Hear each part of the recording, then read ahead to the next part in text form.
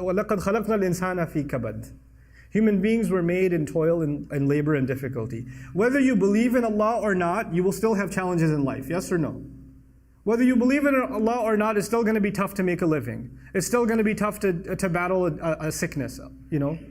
This life, it's not like for believers, they get luxury and disbelievers get difficulty. No, Allah made all human beings in struggle. That's what He said. If you could go through this struggle with Iman, then you will have the best of this life. And while you are making the best of this life, you'll be making the best of the next life too. You'll get a kind of peace nobody else enjoys. You're sick and the disbeliever is sick. But in your sickness, you still find peace and they find no peace. You're in financial trouble, they're in financial trouble. Exactly the same kind of trouble, exactly the same kind of hunger, but your heart is still at ease. Allah is still giving you tranquility. Allah is still rewarding you. Allah is still protecting you, and they're miserable. You made this life worse for yourself too. And on top of that, you missed out on the next life. خَسِرَ الدُّنْيَا وَالْآخِرَةِ. This is why we ask Allah, رَبَّنَا آتِنَا فِي الدُّنْيَا حَسَنًا. The qualification of hasana means, when you ask Allah for good things in this life, it means good on the outside and good on the inside. Good as in beautiful, tasty, enjoyable from the outside. And good for my next life. Actually good for me in the long run. Building my akhirah at the same time. This is رَبَّنَا آتِنَا فِي الدُّنْيَا حَسَنًا. And therefore, وَفِي الْآخِرَةِ حَسَنًا. And as a result, good in the next life. Something that's beautiful and good on the inside as well. So Allah Azza wa Jalla says He lost this world and the next. ذَلِكَ هُوَ الْخُسْرَانُ الْمُبِينُ. That is the ultimate loss. The Quran uses 3 words for loss. Allah Azza wa Jalla uses khusr. إِنَّ الْإِنسَانَ لَفِي خُسْرٍ. He uses khasaran and He uses khusran. And khusran is a masdar, sighatul mubalagha, the worst kind of loss. The worst imaginable loss.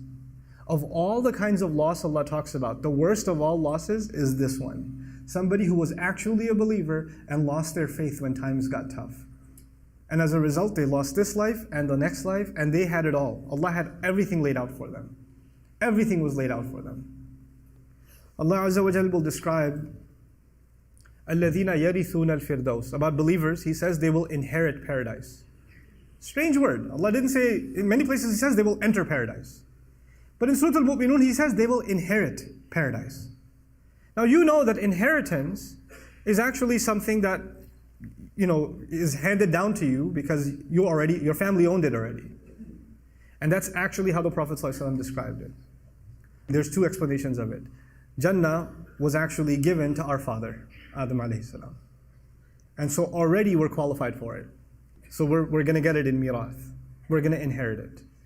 But another beautiful hadith that I read when I was studying the meaning of wiratha and actually studying Firdaus, incredible statement of the Prophet ﷺ. He says, Allah made a house in Firdaus for every human being. Not just every believer, every human being. But some people just didn't want to go. So when believers get there, there's going to be a lot of empty homes. And so they're going to inherit those homes. The house Allah has built for you and the house Allah has built for me is already there.